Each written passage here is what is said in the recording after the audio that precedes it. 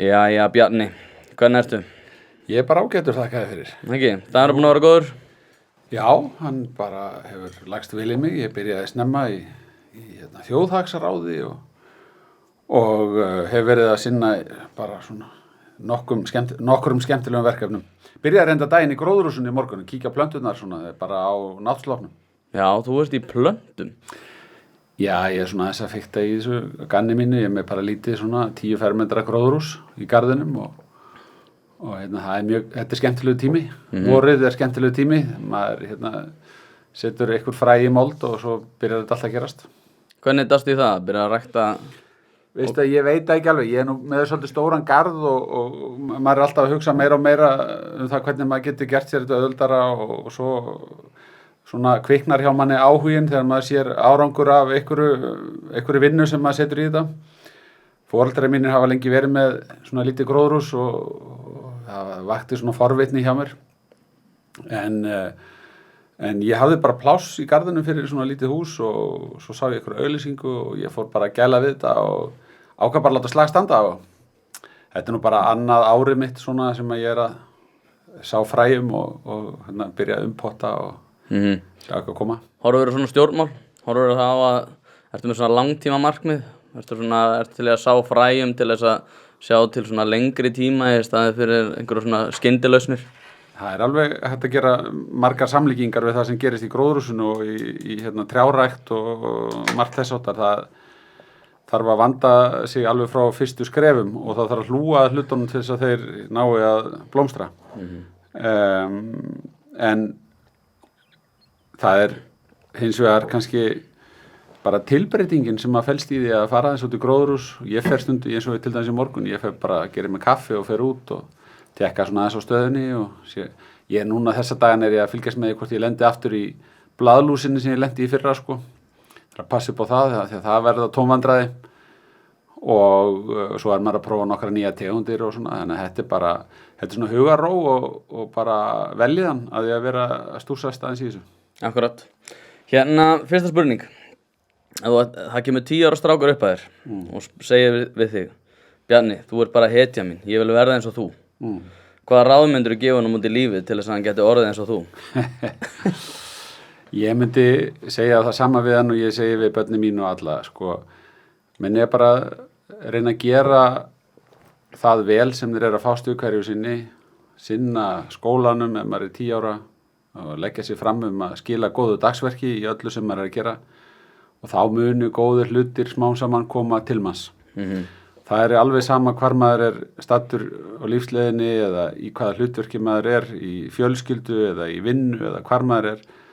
Ef maður reynir bara að sinna þeim verkefnum sem maður er með á höndum hverju sinni almennilega, þá munu smám saman hlutinni fara að snúast með manni.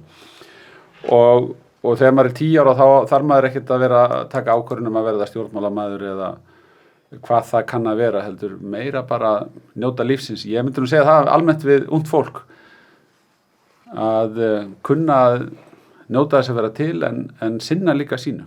Finnst þér þessi skilaboð að vera ábótamann? Finnst þér að vera of neikvæð? Finnst þér að vera svona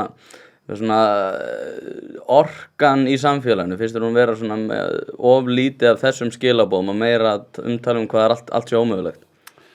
Nei, ekkert endilega. Mér finnst reyndar samfélagi vera að opnast svona meira hvað snertir viðurkenning á því að svona fjölbreytni í samfélaginu er mikilvæg. Einhæfni í störfum, ég meina til skamms tíma þá vorum við með mikinn vanda hvað það varðaði að bóknámið hefur verið sett svo langt ofar verknáminu og foreldrar jafnvel að letja krakka til þess að fara í verknám og það var svona eins og eitthvað svona hrakval eða síðasti kosturinn. Þetta er alltaf breytast og réttilega. Þannig að mér finnst í samfélaginu við verða smám saman miklu opnari fyrir því að þú getur gert alls konar hluti sem að geta skipt bæði þig og samfélagið miklu máli. Það á ekki að taka við einhverju forskrift í þeim efnum. Og þetta tel ég að sé meðal annars afleiðing af því að við höfum smám saman verið að mynda við skulum segja, móta ákveðna samfélagsgerð sem að byggir á því við erum frjáls og opin og við erum með góð tengsl við útlönd og við leggjum upp úr því að dreifa gæðunum sem mest, við erum með mikinn jöfnuð á Íslandi umfram aðra þjóðir og úr slíku samfélagi þá geta sem sagt, einstaklingarnir náð mestum og við þær aðstæður, þá geta þeir náð svona mestri viðspyrnu og flest tækifæri verða til. Ef við erum of mikið að miðstýra og skipta okkur að því hvað fólk á að gera, þá held ég að við munum fá verri útkomu þegar allt er samanlagt. Ég held að líka spennast við þó þú hafi reyndar aðeins verið að svara þessar spurningu, sko. Já. Ef þú ætti bara svona lýsa þínum eigin pólitísku áherslum, bara sem einstakling, þá erum við að tala bara Sjálfstæðisflokkinn út fyrir svega, ríkisstjórn út fyrir svega. Já. Þú persónulega, Bjarni Ben, hvað svona persónulegu pólitísku áherslur eru svona þín sannfæring og já, bara svona, hvað ég að segja, ástríða?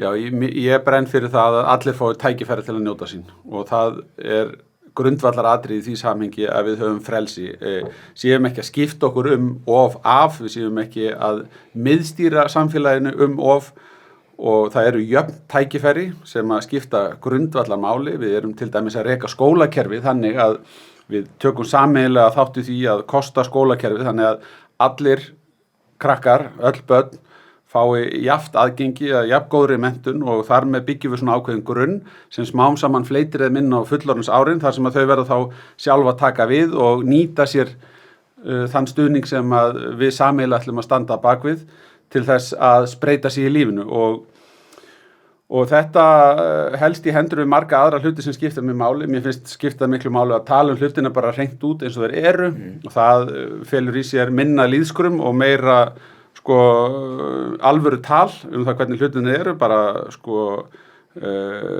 horfast í augu við staðreyndir.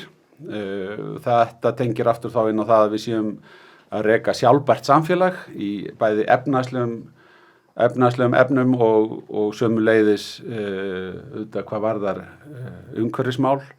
Sjálfbærni er orðið lykil hugtak í stjórnmálum dagsins í dag og það tekur ekki bara til umhverfismáluna, heldur tekur líka til þess að við séum ekki að velta lífsgæðum okkar á herðar komandi kynslóða. Þannig að það er ákveðin ábyrgð að við öxlum ábyrgð á okkur sjálf, við séum að byggja samfélag þar sem allir geti spreytt sig og láti reyna á drauma sína, en við tryggjum ekki jafna útkoma fyrir alla. Það getum við ekki gert og það eru draumórar og í mínum huga raun og veru algjört lýðskrum stjórnmálamenn sem tala fyrir því að jafna stöðu allra. Þeir eru komið langt út af þeirri braut sem ég vil standa fyrir. Já, nú ætla ég að bregða mér í líki Gunnarsmára, það er auðvelt fyrir þig einhvern, forréttinda pésa úr Garðabænum að segja að allir hafi jöfn tækifæri þegar að í rauninni kannski einstæð móðir í Krummahólum getur ekki, komist út gegnum mánuðin á þess að fara svöng að sofa.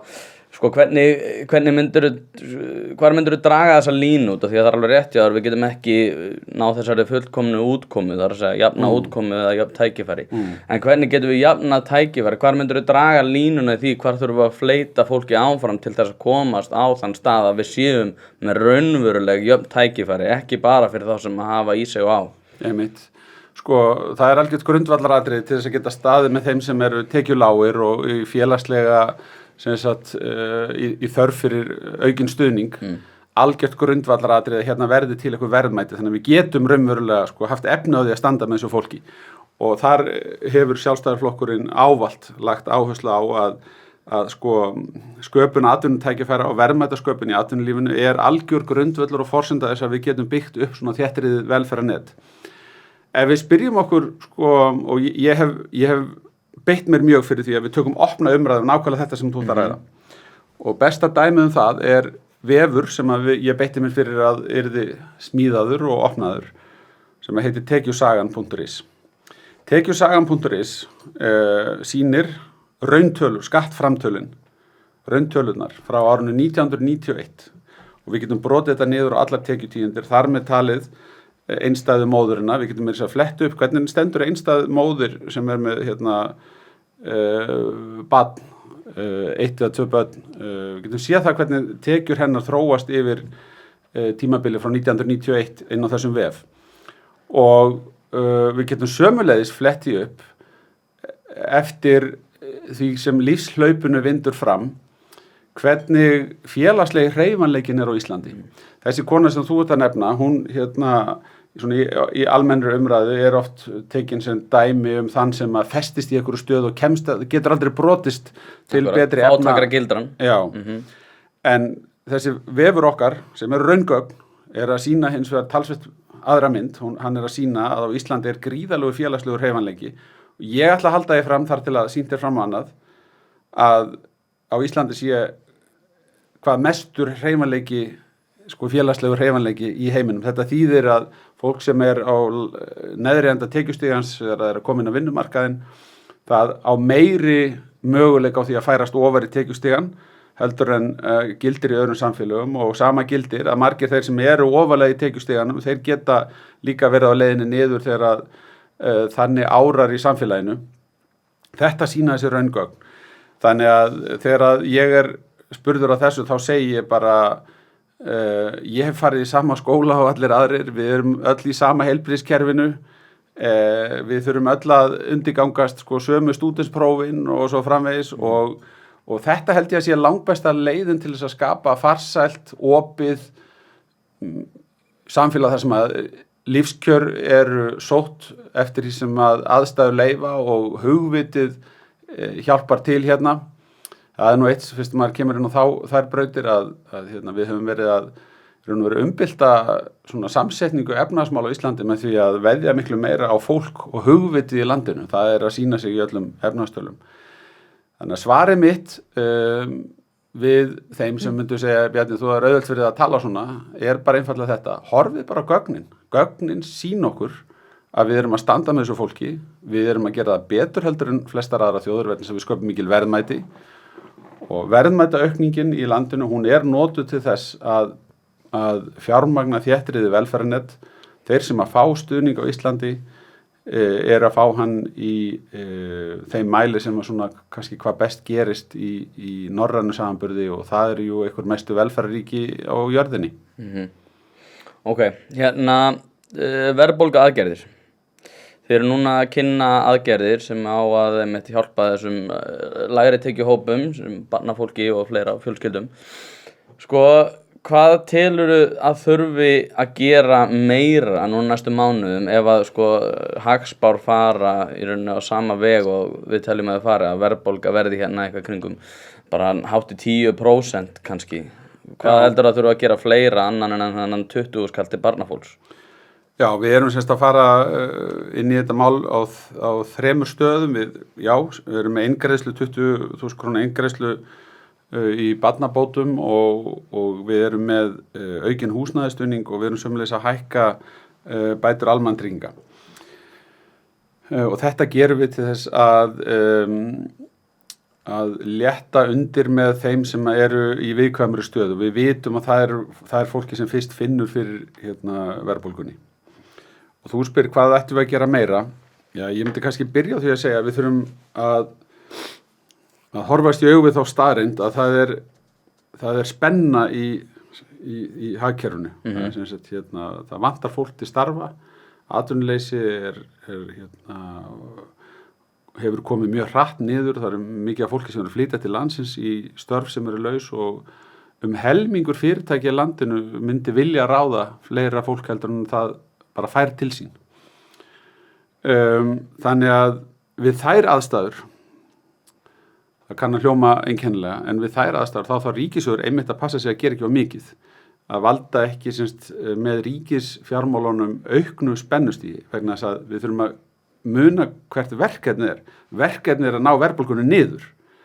Verkefnið er ekki að lifa með hárri verðbólgu. Við ætlum ekki að nota ríkisfjármálin til þess að geta að lifa með 8% verðbólgu langt skeið og svo bara alltaf senda út styrki úr ríkissjóði til þess að fólk geti komist af við það verðbólgustig. Verkefnið er að slá spennustígi niður. Þess vegna er Seðlabankinn að hækka vexti og það sem við þurfum að gera meira í þeim skilningi er að bara tryggja að ríkisfjármálin sé að styðja Seðlabankann í þessu hlutverki. Við þurfum síðan að vinna með vinnumarkaðnum sem að fara í kjarasamningslotu til þess að gera það sem er raunhæft að ríkissjóður leggja mörkum fyrir farsæla lendingu kjarasamninga og þannig trúi ég því að við getum á tiltölulega skömmum tíma náð tökum á verðbólgunni og fengi vexti aftur í jafnvægi. Já, sko, ég var að taka viðtal í gær við hann Jónas Atla Gunnarssoni á Kjarnanum. Já. Og við vorum að ræða nákvæmlega þetta svona pólitíska forsendur í, sko, já, þegar í harðbakkann slægir efnahagslega. Og þá tel ég, eins og Thomas Sowell, svona uppáhalds hagfræðingurinn, telur líka, að sko, þegar það erfitt efnahagslega, þá eru gerðar mestar kröfur til stjórnvalda til þess að bregðast við einhverju þegar í rauninni að þau eiga að draga sig í hlé. Og það er svo pirrandi, það er sérstaklega kannski á Íslandi og kannski meira á Norðurlöndunum líka, að það er óvinsælt að vilja ekki bregðast við einmitt þegar það er erfitt. Já. Og þetta er einmitt öfugt, sko, einmitt eins og við nefndum að þá þegar það vel gengur þá á að taka meira af kökunni og þegar það illa gengur þá á að reyna að efla með því að ríkið dragi sig í hlé. Af hverju er þetta á Íslandi að það sé óvinsælt að sko ríkisstjórnir draga sig í hlé og er það ekki svolítið erfitt fyrir ykkur að vera svona flokkur sem að státa sig fyrir því að vilja skattalækkanir og frelsi en þið eru með gagnrýni sem að kemur að því að þið eiga að stíga meira inn. Hvernig dansið þessa línu? Já, sko, ég er nú búin að vera lengi í fjármálaráðuneytinu og við höfum farið gegnum alls konar tímabil og fyrsta fjárlagafrumvarpið sem ég lagði fram var frumvarp þar sem ég lagði alla áherslu á að hætta skuldasöfnun og reyndar var það þannig að við komum með nýjan skatt á bankana til þess að loka gatinu sem við stóðum frammi fyrir og ég lagði fyrir þingið frumvarp með 500 milljóna afgangi, það var nú allt og sumt, 0,5 milljarður. En það skipti máli vegna sem við höfum verið í hallarekstri fram að því og bara með því að senda merki það inn í þingið að við gætum stöðvað hallareksturinn þá komu allir með og þó að væri að gera breytingar í þinginu á útgjaldahliðinni og tekjuhliðinni að þá stóðum við það að við hættum skuldasöfnun. Svo kom tímabil þar sem við vorum komin í bara ágætis afgang. Þá mætti ég í viðtöl eins og hér og ég man eftir ég var ekkert á bylgjunni og þá sögðu þáttastjórnendur við mig Bjarni, sko, þú ert með 30 milljarða afgang á ríkisfjármálunum samkvæmt frumvarpinu. Sko, nú eru allir þessi vegir ónýtir og það þarf að byggja brýr og bryggjur og það þarf að fara í hafnaframkvæmdir, við þurfum meiri peninga inn í heilbrigðiskerfið og það þarf að gera þetta og það þarf að gera hitt. Hvernig stendur á því? Fyrst þú ert með allan þennan afgang og þú bara lætur okkur ekki hafa þessa peninga til að fara í öll þessi mál. Læðið inn á mig. Já, þannig að ég var í bara hörku samtali það að við þær aðstæður sem þá voru uppi, þá væri óskynsamlegt annað heldur en að skila ríkisfjármálunum með afgangi. Svo kemur annað tímabil síðar sem að við getum bara sagt að við förum bara beint yfir í COVID-tíman. Þá ákváðum við með opin augun að taka á ríkissjóð 200-300 milljarða halla. Valkosturinn sem við höfðum var þetta sá að skera niður. Við hefðum getað skorið niður opinbera starfsemi. Við hefðum getað farið í mikla skattahækkanir. En við gerðum hvorugt af því og heldur sögðum bara nú skulum við nýta styrk ríkisfjármálana. Við höfum borgað mikið upp á skuldum og núna er tíminn fyrir ríkissjóð til þess að styðja við hagkerfið og ég tel að við höfum bjargað gríðarlega miklum verðmætum. Ég held að við höfum gert stórvirki bara hreinlega í því að standa með heimilunum í gegnum þennan erfiða faraldur og fyrirtækin voru betur í stakk búin þegar að COVID-tímabilinu lauk til þess að halda sinni starfsemi áfram vegna þess að við hjálpuðum þeim yfir erfiðasta tímabilið. Þannig að við höfum á undanförnum árum bara menn ég hef verið í fjármálaráðuneytinu verið að gera nákvæmlega þetta, taka til okkar afgang þegar er sláttur á hagkerfinu og svo þegar það er slakið þá förum við hinn áttina. Og nýja 5 ára áætlunin okkar, hún er vörðuð aðgerðum til þess að komast aftur í hallalaus fjárlög án þess að skilja ríkissjóð eftir í of miklum skuldum. Og ég er ánægður að þú skuli nefna Thomas Sowell vegna þess að ég keypti mér eins og í bók eftir hann á flugvelli. Hvaða bók? Hún heitir Economic Facts and Fallacies. Já, hún geggjuð. Og tekur á mörgu sem að miklu skiptir og reyndar að því ég var að nefna tekjusögun áðan að þá er það einmitt beint upp úr þessari bók sem að ég óskaði eftir því að þegar sá vefur var smíðaður að við myndum sækja raungögnin. Það er alltaf algengt að það sé verið að tala sem 30-40 ára, segjum það. Hvernig höfðu 30-40 ára milli 1990 og 95 og 95 til 2000 og 2000 til 2005 og svo framvegis og svo verið að skoða efnahagslega þróun og spyrja 30-35 ára höfðu það svona á þessum tíma og svona ekkert tíma seinna. En þú færð alltaf aðra mynd ef þú skoðar bara þetta eftir kennitölum. Fólkið sem var 30-35 ára á einhverju tímabili. Fylgjum bara þessum hópi af kennitölum eftir. Skoðum lífshlaupið þeirra.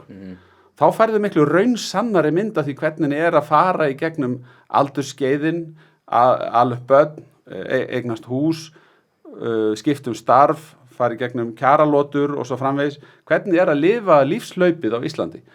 Og tekjusagan, hún gerir það mjög vel, tekjusagan.is og að hluta til svo pæling rakin í þessa bók sem ég greip á flugvelli. Hann er alltaf verið óhræddur að fara gegn alls konar svona klísjum. Já, hann er alltaf alveg magnaður og líka einmitt með þetta að gera sko að svona draga þessar svona vinsælu pólitísku áherslur sem oft eru slegnar fram það að raunveruleikinn sé einhvern veginn öðru sem við viljum, við krefjum að hann sé og að einhverju leiti ef sko einhver gagnrýnir einhvers konar aðferðir og þetta má nú til sanns vegar færa fjölmörg málefni í dag að sko að þú hatir málstæðin út af því að þú ert á móti aðgerðinni eða aðferðunum, það að segja. Og mér finnst þetta að vera eitthvað svona sem að sérstaklega allir get talað réttrúnað og pólitík og efnahagsmál og margt fleira að sko ef að þú ert ekki með eins og þú segir raungögnin þá í rauninni ertu ekki með neitt annað en einhver svona pólitískan vilja eins og það að húsnæðisverð hækki út af einhverju pólitísku viljaleysi bara ekki alveg rétt. Það er ákveðin málun sem að geti hafa verið gert betur og fleira þess aftar en til þess að það sé búið til meira húsnæði þá þarf fólk að mæta og búa til meira húsnæði. Það að lofa 30.000 íbúðum bara meikar ekkert sens nema þú ætlar að mæta sjálfur og byggja öll þessi hús sem þú ert náttúrulega ekki að fara að gera. Já, nei, ég meina við erum að sjá þetta nokkuð skýrt núna. Við sáum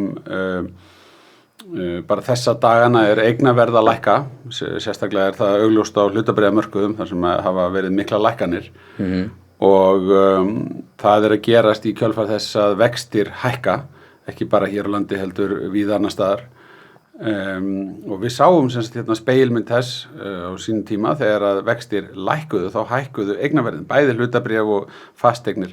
Fasteignir hækkuðu bæði vegna þess að vextir voru í lægstu stöðu bara sem við höfum þekkt, ekki að mínu lífskeiði séð jafn lága húsnæðisvexti.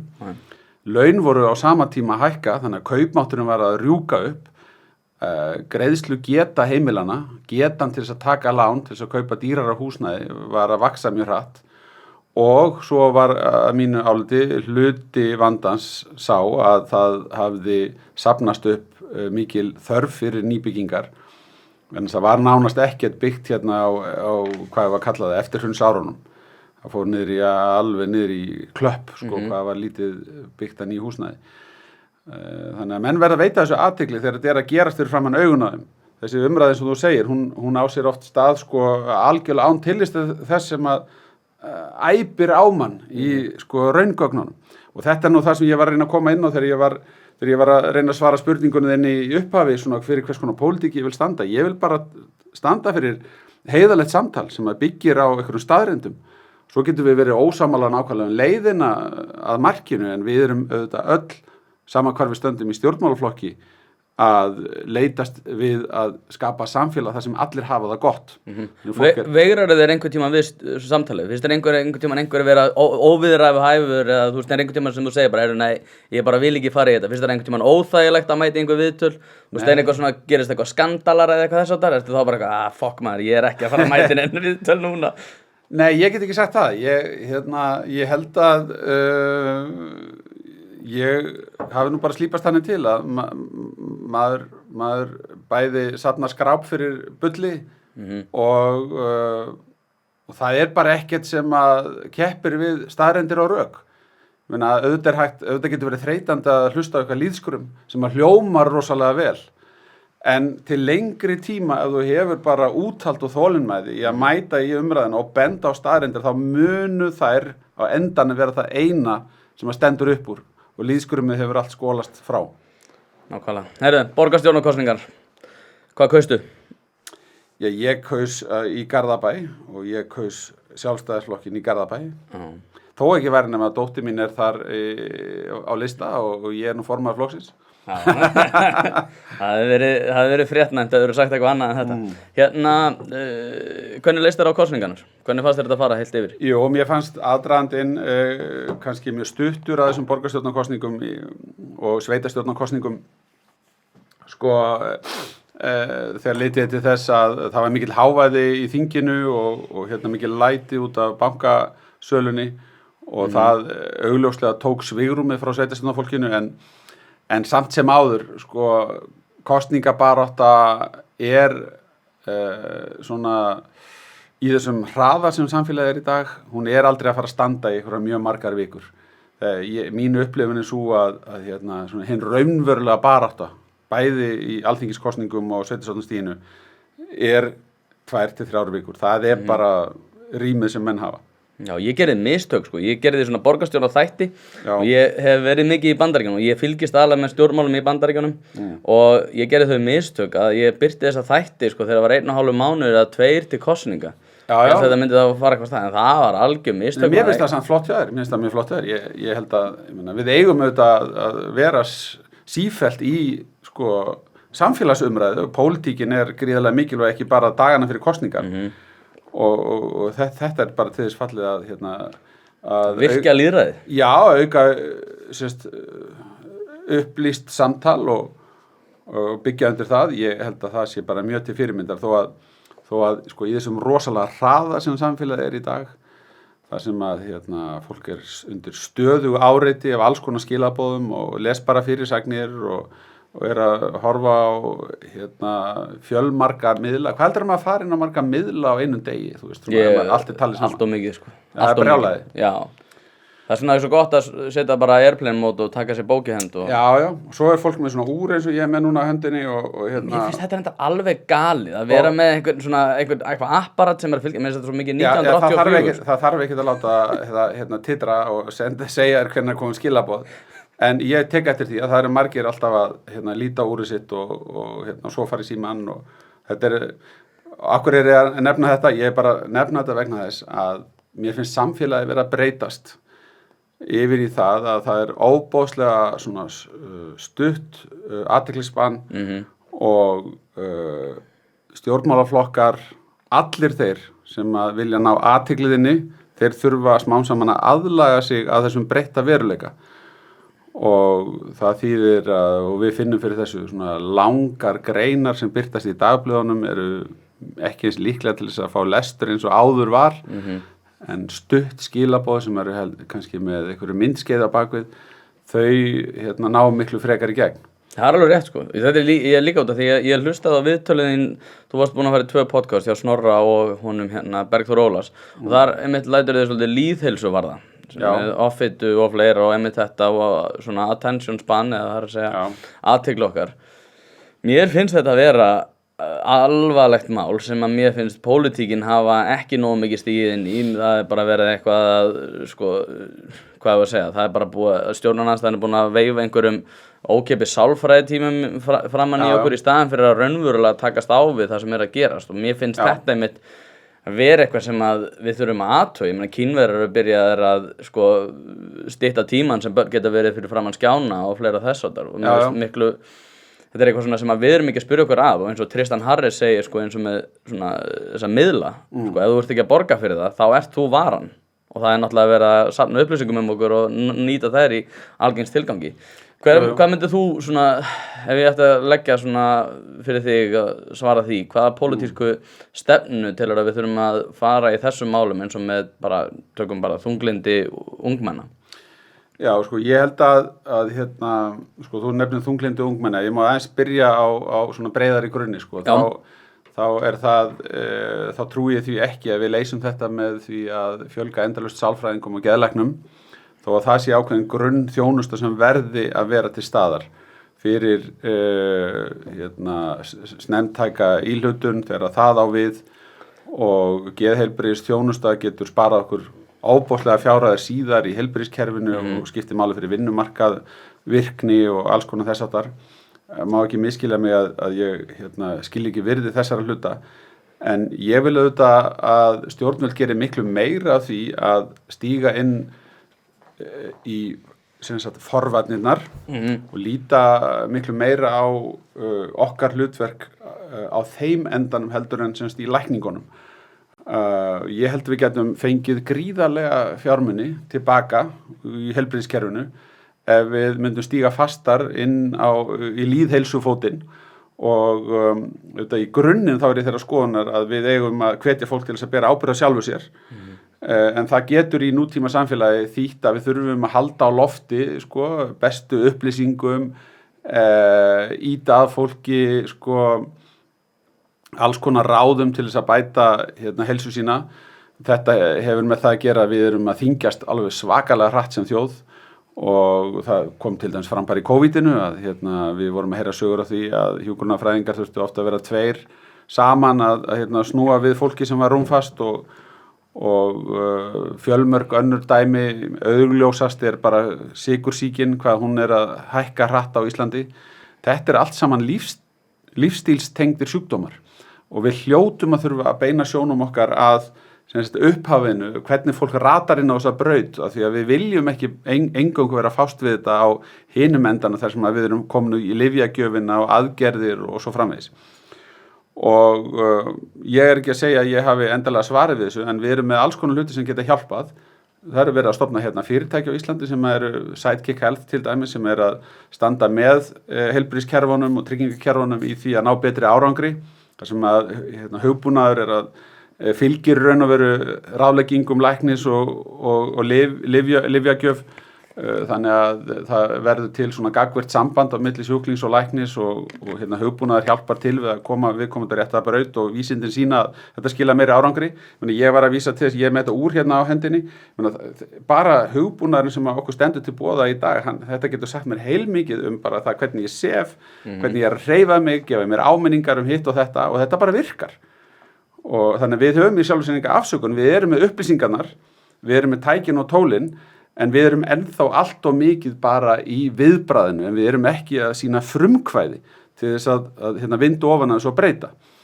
Og það ekki eitthvað eitt sem við þurfum að gera, þetta þarf alveg risastórt átak og ef okkur tekst vel til í því átaki, þá munum við hafa þau áhrif að inn á hverju einasta heimili verið að hugsa þetta. Og það endar þá með því að einstaklingarnir taka ábyrgð en bíða ekki eftir því að ríkið komi með geðlæknin eða sálfræðingin eða lausnina eða matabakkan til þín eða skammtið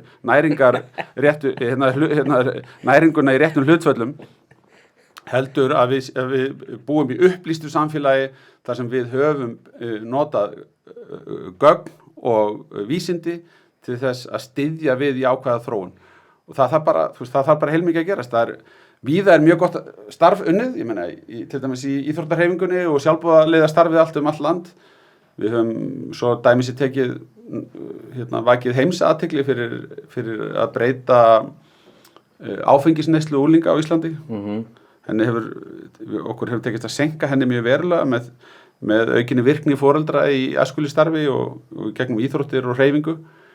Alveg frábærlega jákvætt mál, en það má ekki vera til þess að á árunum sem taka við og þá gerist eitthvað annað í staðinn, Nei, þetta frekar magnað, því að það líka samt svo, það ákveðin svona hugmyndafræðilegur markaðsbrestur sem lútir að þessu máli, að þetta líka, það óvinsælt að segja einhverjum að hann sé of feitur. Og ég man að félagi minn, sem hann sonur Sigurðar Inga, Jói, blessaður Jói. Hann sagði við mig, hann sem býr í Danmörku og hann kom til Íslands og Elísabet og ég búinn að fitna og hann steig upp í leigubíl og síðasta sem hann sagði við mig var bara, Tóti, næstir ég sé þig ekki vera orðin 100 kíló og ég var bara takk, hvað mér þykir vænt að heyra þetta, þegar hún þykir vænt mína heilsu. En það umræðan sem að snýra þessu vandamáli sem að náttúrulega einmitt eins og segir, lífstílstengdir sjúkdómar, að það óvinsælt að takast á við þetta því að við eigum að vera meira svona accepting. Og þess vegna þetta svona svolítið hvað við segja svona línudans sem við þurfum að dansa. Og einhver myndi kannski halda að í hægri hugmyndafræði þar sem við viljum byggja frelsi einstaklingsins að þá eigi fólk bara að fá að vera í frið og lifa lífinu nákvæmlega eins og það vill og það alveg rétt svo langt sem það nær. En á hinn bóginn þá viljum við ekki vera að sóa skattfé almennings, við viljum ekki vera að seilast í vasa launþega sem að láta okkur í erfiðisvinnu sinna með skattgreiðslum sem fara síðan á rangan enda vandamálsins. Sko, þá erum við að sóa almannafé, þá erum við að taka skatta af fólki umfram það sem það þarf til þess að berjast við vandamál á röngum enda. Ég er ekki að segja að við erum að hætta í aðgerðum og hætta með þessa þjónustu, hún mun áfram þurfa að vera til staðar. En ég bara trúi því að við getum náð miklu meiri árangri með betri upplýsingu, með auknum lýðheilsu aðgerðum og það getur dregið úr lyfjanotkun og það getur dregið úr aðgerðum og heilbrigðiskerfinu sem sagt við léttum af heilbrigðiskerfinu alls konar vandamálum sem ella myndu rata þangað og það sem auðvitað mestu skiptir. Við getum aukið svo mikið lífsgæði fólks, það auðvitað það sem þetta snýst ef við bara erum með rétta stefnu. Akkurat, herðu, ég er með 2 segment. Ég bjó til sérstaklega handa þér, nýtt. Sem sagt, sko hlustendur sem eru tyggilhlustendur, þeir þekkja sko partydótið sem við förum í bara alveg í lokin. En ég er með nýtt sem ég ætla aðeins að brjóta upp með. Og ég nefni 1 orð og þú átt að segja mér það fyrsta sem þið dettur í hug. Og þú bjóst þetta til fyrir mig? Já. Það er ekkert annað. Og verður það góðu? Já. Herðu, Sjálfstæðisflokkurinn. Traustur. Kulnun. Of áreynsla. Það er búið að reyna of mikið á sig, þá endar það í kulnun. Ég er smá svo í skjótinni. Sko, kulnun er mjög slæmt og ég hef sjálfur fundið að þegar maður vinnur of mikið þá finnur maður alveg fyrir þessum streitum málum. En ég velti því fyrir mér í sambandi við atvinnulífið. Umræðan kulnun. Getur hún haft slæm áhrif á það hvað við gerum við sko þessa streitu í okkar eigin lífi? Er einhver slæmur vinkill af því hversu mikil umræða kulnun er? Já, ég veit að ég held að umræðan skapi svo sem ekkert meiri kulnun eða það sem þetta svona gefandi fótinn með því. Já, ég er ekki það. Já, ég held að umræðan sem slík gerir það ekki en eflaust hefur það verið mjög breytilegt frá einu tíma til annars sko hvað við metum sem mikið álag. Stundum sko við gerum bara kröfu meiri lífsgæði í dag heldur en áður var. Ég meina í eina tíð þá hefðu tilvik sem í dag flokkast sem kulnun bara verið flokku sem leti eða aumingjaskapur. En við gerum meiri kröfur í dag, við vitum að við getum gert meiri kröfur og við getum alveg leyft okkur að gera það. En aftur, ég er oft undir miklu álagi, ég finn iðulega fyrir sko andlegri streitu, en maður reynir að finna leiðir til þess að tappa því af, maður lappar út í gróðrúsi með kaffiballan sem ég var að segja áðan, eða maður fer í hugleiðslu, maður þarf að vera aðeins meðvitaður það og finna það hjá sér sko þegar að maður finnur þessi mörk og það sem ég myndi gjarna vilja sjá í samfélaginu er að við myndum fara svona fyrr inn í þessa umræðu, alveg inn í skólakerfið, kenna krökkum að slökkva og fara í hugleiðslu, ná slökun, andlegri hvíld og við tökum þetta með okkur út í lífið vegna þess að þetta verður eðlilegur hluti af skólakerfinu, þannig að við tökum þetta með okkur út í lífið og við lærum að fást við streituna. Ég held að mörg kulnunartilvik séu að grassera einfallega vegna sem fólk veit ekki hvað það á að gera við þetta álag. Það kann ekki að tappa af. Svo eru bara þannig að maður verjir svona aðeins fyrir gagnrýni þegar maður segir þetta að auðvitað eru síðan önnur tilvik þar sem að fólk er sett í algjörlega ómögulegar aðstæður og það gat aldrei enda öðruvísi heldur en í kulnun. Það var bara oflangar vaktir í oflangan tíma og allt þetta. Og þá þurfum við bara að hjálpa því fólki aftur af stað. Við erum með alls konar úrræði. Akkurat. ESB. Já, ESB. Fyrsta orðið sem kemur upp í hugan er í raun og veru skriffinnska. Mér fannst það vera talsvert tímamót þegar að Juncker sagði fyrir nokkrum árum sem þá fór fyrir Evrópusambandinu að Evrópusambandið væri farið að skipta sér of af dagsdaglegu lífi fólks. Og ég hafði nefnilega saknað þess að heyra þetta sko viðurkennt af talsmönnum sambandsins. Þessi orð féllu ef ég man þetta rétt svona í tengslum við og á sama tíma að Bretarnir voru að draga sig út og Bretarnir drógu sig út með Brexitinu á þeirri forsendu að Evrópusambandið verið að þróast í aðrar áttir en menn hafi upphaflega gefið út að Evrópusamvinnan snerist og það hafa verið 2 heimar að þróast í Evrópusambandinu. Annar heimurinn hann til í átt að meiri samþættingu, jafnvel ríkisfjármála og jafnvel skatta og frekari samvinnu, þannig að þetta fyrir að líkjast eitthvað svona sambandsríki. En hinn heimurinn, og það svona heimurinn sem að Bretar héldu kannski meira tryggð við, snýst meira bara frjálsa för vöru fólks og fjármagns og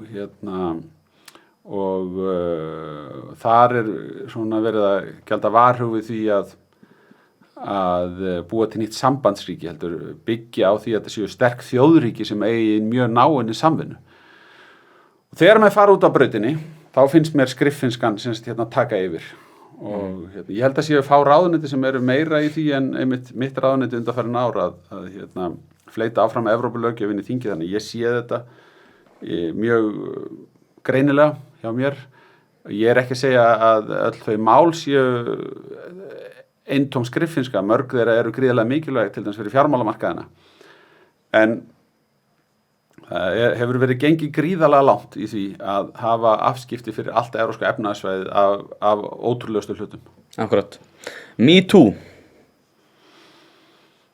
Já, ég hugsa þetta MeToo-byltingin alltaf sagt, þannig ég fór strax að hugsa bylting, en mér finnst líka bara svona ákveðin straumhvörf hafa orðið, ákveðin straumhvörf í umræðunni og ofboðslega miklu lengri aðdragandi að þessari byltingu heldur en kannski hefur verið viðurkennt eða rætt í umræðunni.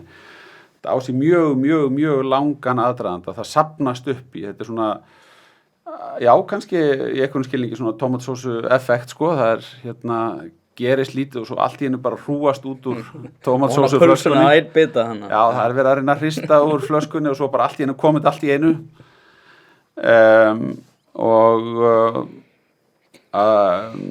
Auðvitað verið að viðurkenna það, stundum finnst mér að pendullin hafi sveiflast of langt í hina áttina, en við komumst í gegnum það og við finnum góða niðurstöðu fyrir samfélagið í heild. Ég held að margir þeirra sem eru svona fara fremst fyrir allri umræðinni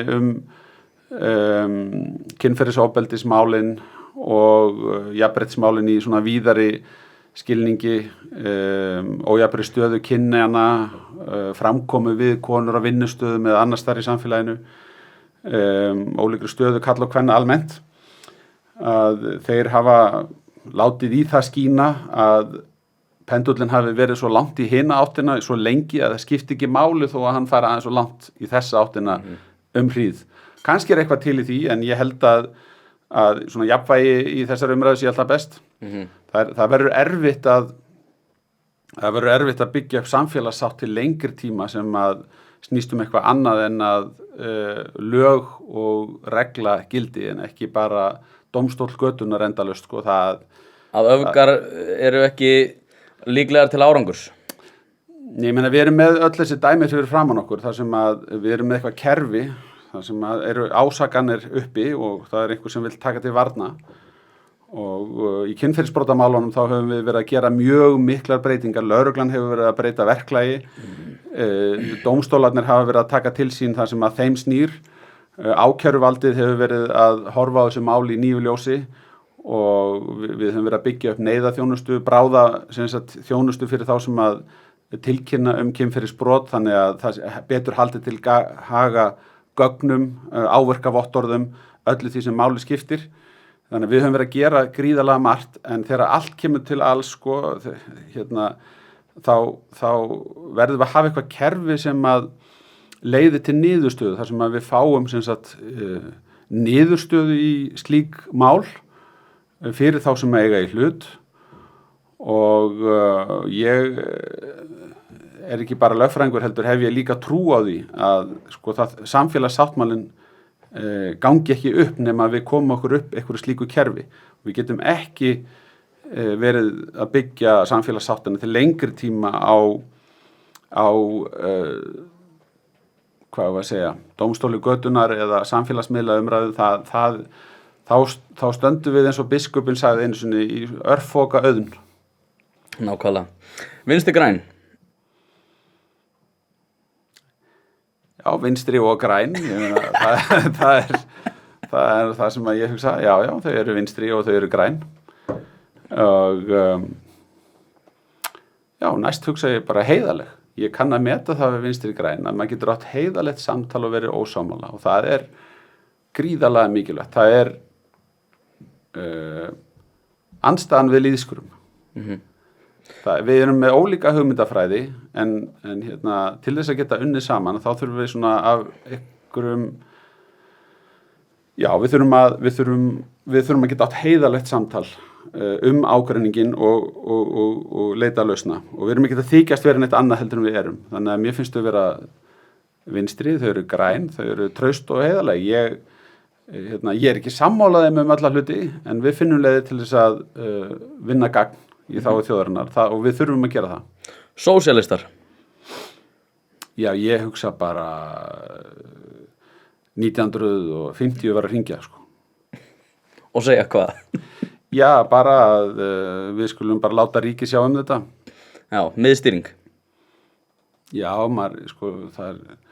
það er ofurtrú á ríkisvaldinu umfram einstaklingin. Það er andúð á markaðsöflunum sem á endanum í raun og veru sko, við vitum betur heldur en þið, pólitík. Ekki treysta fólki. Treystu valdhöfunum, þeir munu sjá þetta fyrir þig.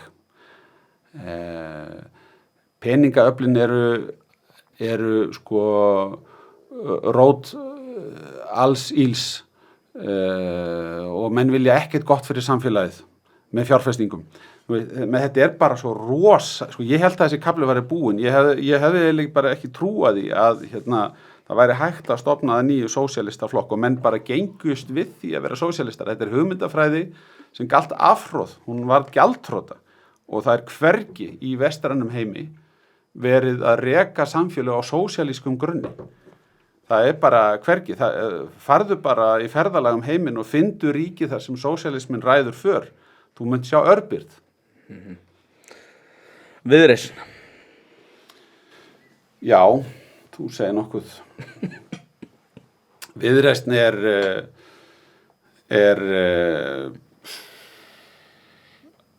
þetta er svona afsprengi Evrópuumræðunar. Ég hugsa Evrópusambandið. Þegar ég heyri Viðreisn, það er svona hugurinn leitar mjög hratt til Evrópusambandsins. Að þar sé að finna lausna allra okkar vandamála. En staðreyndin er nú sú að við getum mjög keik borið okkur saman við hvaða Evrópusambandsríki sem er og spurt, hvernig hefur það? Og við getum sagt, Íslendingar, við höfum það gott, almennt betra heldur en flestir sem er í Evrópusambandslöndum.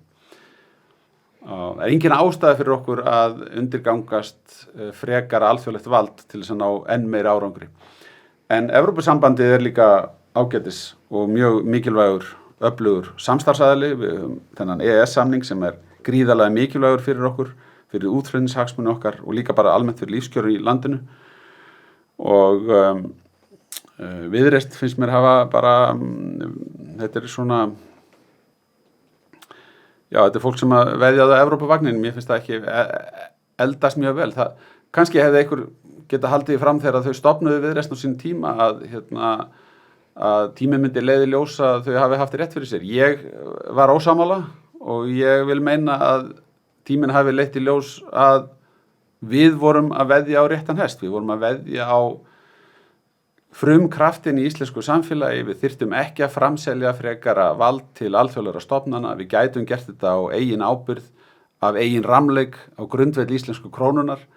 Það væri glapræði að framselja sjálfstæða peningamálastefnu og engin ástæða til þess. Þó að aðrir hafi gert það, þá hafa þeir önnur rök og þannig að Viðreisn smáflokkur af þessum sökum. Kristrún Frosta. Já, nýr öflugur þingmaður. Hún heikar helsta svona hætta, vil ég meina. Já, ég meina hún var með í kosningabaráttunni síðast og lét mikið til sín taka og Samfylkingin endaði með 9,9% og lækkaði. Samfylkingin var með 18% svona þegar hún fór að byrja að tala og endaði undir 10%. Þannig að ég veit ekki, ég óttast ekki neitt málflutning. En mér finnst það frískandi fyrir þingið að fá kraftmikla talsmenn og ég bara fagna því að ólíkar raddir heyrist í þinginu. Við höfum verið ósammála um það að hér hafi rekin árangurslítil efnahagsstefna. Ég vísa gjarnan bara í gögn og úttektir. Lífskjararannsókn Hagstofunnar sýnir það að lífskjör hafa aldrei á Íslandi verið betri. Þrátt fyrir öll þessi stóru orð, þá gengur okkur mjög vel. Já, mér finnst hún mjög góð, því að ég mikill frjálshyggjumaður, mikill Thomas Sowell maður og mér finnst að svona prinsip Thomas Sowell megi mitt vera aukinn hér á Íslandi. En samt sem áður, þú veist, það getur enginn sjálfstæðismaður núna mætt þunnur í silfrið þegar Kristrún Frosta annars vegar, því að hún það mikið neglað að loksins einhver sem að skilur vel hagfræði sem að mætir ykkur. Þannig að ég held að samkeppnissjónarmiðið í pólitík sé mjög jákvætt og þess vegna tel ég að hún sé mjög jákvæð fyrir íslensk stjórnmál. Já, nú kemur gamalt máltæki sem ég heyrði einu svona ensku upp í hugan, ég ætla að reyna að snúa þið yfir á íslensku. Það má ekki rugla því saman að vera mælskur og því að hafa eitthvað að segja. En hún hefur helling að segja, það ekki rétt hjá mér? Já, hún talar hratt og af mikilli eigin sannfæringu, en það ekki alltaf innstæða fyrir öllu því sem að fylgir. Ok, réttrúnaður. Hvað kemur upp í hugan þegar réttrúnaður? Political correctness. Já, mér finnst það nú náskilt einhverju svona liðskrumi, hljómar mjög vel og þeir sem ætla að vera á móti, þeir eigi snemma að fara að finna fyrir samviskubiti eða einhverjum ónotum en í raun og veru óþolandi fyrirbæri. Í svona frjálsu samfélagi. Réttrúnaðurinn sem að gengur út á það að þú sért nú ekki alveg að frelsi þitt takmarkist við það sem að öðrum finnst að það eigir að gera. Og finnast. Það nú aðalega, Það mér finnst það sérstaklega pirrandi og einmitt svona allræðis tónar í rauninni þegar fólk einmitt byrjað, það ekki nóg að þú sért ekki að haga þér ákveðin máta, heldur þú þurfur að vera á tiltekinni skoðun og ef þú ert ekki á tiltekinni skoðun þá ertu í rauninni eitthvað ógeð sem alveg óviðræfi hæfur. Í staðan þess einmitt að takast á við umræðina, þá það bara einhvern veginn, nei, við setjum hann bara til hliðar, það má ekki heyrast í hann. Já, þetta svona náskilt þessum cancel-kultúr sem að stundum kemur til umræðu í þessu sambandi. Ég meina pólitískur réttrúnaður óþolandi fyrirbæri. Já, sammála. Íslandsbankasalan. Já, hvað kemur upp í hugan? Þetta mikilvægt mál. Mikilvægt mál á marga vegu. Gríðarlega mikilvægt að koma aftur á heilbrigðu eignarhaldi í fjármálakerfinu, mikilvægt fyrir ríkissjóð að losa þessar eignir til þess að nýta fjármununa í annað. Við þurfum ekki að binda 100 milljarða í rekstri banka, heldur við þurfum að nota þessa peninga í uppbyggingu innviða og til annara mikilvægra verkefna sem varða framtíða kynslóðir. Salan hefði mátt heppnast betur, það augljóst af umræðunni, en ég tel að þegar að málið hefur verið skoðað betur að þá muni það sýna sig að undirbúningurinn af hálfu okkar í pólitíkinni var eðlilegur og þetta samráð sem haft var við þingið átti að gefa tilefni til þess að spyrja spurninga sem að menn koma eftir á og velta upp. Að því leytinu til finnst mér mikið vera eftir á speki. En ég segi þetta allt með fyrirvarum það að það getur vel verið þegar að farið verður ofan í saumana og svo það hafi í framkvæmdin einhvers staðar á sölu endanum eitthvað staðar, eitthvað farið úrskeiði sem að kemur þá bara upp og það verður þá tekið á því með viðeigandi hætti, en umræðan fannst mér fara algjörlega af teinunum út í skurð. Ef þú getur gert eitthvað öðruvísi, hvað hefur gert öðruvísi í svona öllum þessum málaferlum? Já, ég held sko að þegar umræða sölu ríkiseigna þá vorum við að gera þetta í fyrsta skipti með þessum hætti og við höfum kannski vanmetið þörfina fyrir að kynna aðferðafræðina betur, þannig að allir væru meðvitaðir það, fjölmiðlar, almenningur, allir aðrir sem að vilja fylgjast með og láta máli sér varða, skildu betur nákvæmlega hvernig við ætluðum að framkvæma þetta. En það auðvitað eitt og sér hefði ekki dugað ef að eitthvað hefur farið úrskeiðis í framkvæmdina þar sem að menn hafa farið á svig við lög, reglur eða einhverja samningsskuldbindingar sem á eftir að koma í ljós. Akkurat, sko ég einmitt daginn sem að þú ættir að koma síðast þá sendi... Já, við höfum þurft að fresta þessu. Já, við þurftum að fresta þessu hann tvisvar og þá einmitt sko sendi ég Kristrúnu til að, út af því maður náttúrulega svo að tala um Íslandsbankasöluna, þetta var rétt eftir það. Já. Þannig ég fekk hann aðeins til að taka á þér í klukkutíma eða svo, sem var helviti gaman. En aftur á móti þá breyttist aðeins mín forsendur fyrir þessari sko gaggarinni út af því að ég trú ekki að segja þetta við út af því að þú ert að líka þetta sko, út af því að ég næ ekki alveg prinsipinu í því að þú meir ekki út af því að ég hlustaði á Gunnar Már að tala við Gylfa Magnússon og Gylfi Magnússon kom að því að stofna þetta og þar var sko Bankasýslan sett sérstaklega á laggirnar til þess að passa upp á pólitísk áhrif. Og þess vegna fór ég að velta fyrir mér annaðhvort máttu hafa áhrif eða ekki. Já, sem ráðherra? Já. Það var tvennt sem var hugsunin þarna í upphafi og Gylfi hefur verið að benda á í opinberri umræðu. Það verið að minna á það að það skiptir máli að koma armslengd frá stjórnmálunum hvað varðar skipan stjórna fjármálafyrirtækja. Það muna það allir að á sín tíma voru jafnvel þingmenn bara í stjórnum banka og við höfum orðið sammála það að það sé betra að taka slíka stjórnarsetu í meiri fjarlægð frá stjórnmálum. Þannig að Bankasýslan gat tryggt það að þegar væri verið að tilnefna í stjórnir bankana, þá taki hún það hlutverk að sér að finna rétta fólkið og þar með það bara algjörlega komur höndum stjórnmálamanna. Hitt það að Bankasýslan hafði þetta megin hlutverk að losa aftur eignarhluti ríkisins í fjármálafyrirtækjum og átti þess vegna frá upphafi vera tímabundið til sem stofnun. Það breyttist síðan frá því að Bankasýslan var búin til að við fengum 95% hluti í Íslandsbanka í fangið en þá var bara kjörið að nýta Bankasýsluna innan þess ramma sem hafi verið búin til og láta Bankasýsluna leiða. Við getum nefnt sem dæmi að forstjóri Bankasýslunar ráðinn á grundvelli þess að hann hefur sérfræði þekkingu á þessu sviði. Stjórnin sömuleiðis með svona ákveðin hæfiskilyrði, menn verða að vita hvað þeir eru að fjalla. Þannig að við erum búin að ekki bara koma stofnun, heldur við ráðum inn í þessa stofnun fólk með sérfræði þekkingu til þess að geta sinnt þessu hlutverki. Og við framkvæmd sölunar þá vorum við að fara svona nánast í einu og öllu eftir ráðum stofnunarinnar. Hún gerir tillögu til mín sem ég ber undir þingið, meirihluti í nefndunum segir höldum áfram með þetta og ég set ferlið af stað. Og eftir það þá framkvæmdin öll í höndum Bankasýslunnar sem að gera samninga við sölu og ráðgjafa og svo framvegis. Þetta átti sér nokkra vikna aðdraganda en aftur þú spyr hvað við hefum átt að gera öðruvísi. Ég held við hefum átt að mögulega taka stærri eða lengri, dýpri umræðu sama hvernig það hefði geta gerst. Til dæmis óheppilegt að Bankasýslan opinberaði ekki kynninguna fyrir fjárlaganefnd fyrir eitthvað 2 mánuðum eftir að kynningi fór fram í þinginu og löngu eftir að útboð var afstaðið. Þessa kynningu var svo sem hægt að finna eitthvað djúpt inn á vef Alþingis, mér sagt. En fólk var náttúrulega líka pirrað út af að pabbiðinn keypti náttúrulega í þessu. Já, hvernig var símtalið við pabbaðinn þegar daginn eftir? Ég skil það mjög vel að það slái fólk illa, bara skil það mjög vel og ég var ekki ánægður með það sjálfur.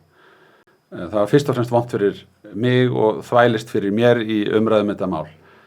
En ef við tökum eitthvað svona lögfræðilegan vinkil á það, þá sé ég ekkert sem að var gert rangt í því af minni hálfu eða ráðuneytisins, en það vissi ég þetta ekki fyrir en eftir á. En það bara óþægilegt mál. Já, Varstu ekki hvernig var símtalið? Varstu ekki hvað er þetta að setja pólitíska fyrirli minna við hérna? Hvað er þetta að spá? Pabbi minn að verða 84 ára gamall. Já. Það nú svona frekar rólegt í hans lífi og ég held að hann hafi ekki átt neitt frumkvæði að þessu heldur væntanlega verið ýtt við honum og spurt hvort hann vildi ekki taka þátt eða eitthvað svoleiðis. Sko, já, ég hef í sjálfsög ekkert meira það að segja.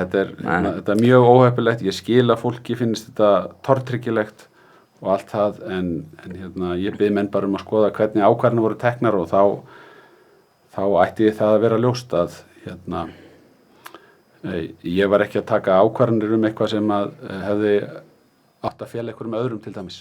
Hversu margar laugardaga þarf Gunnar Smári að mótmæla til þess að þú segir af þér? Það nú ekki að fara að gerast á næstunni. Mér sjálf sér alveg sama hvað hann mótmælir oft. Og reyndar, talandi sósíalista, í sósíalísku ríkjum þá oft verið að berja niður mótmæli. Sko.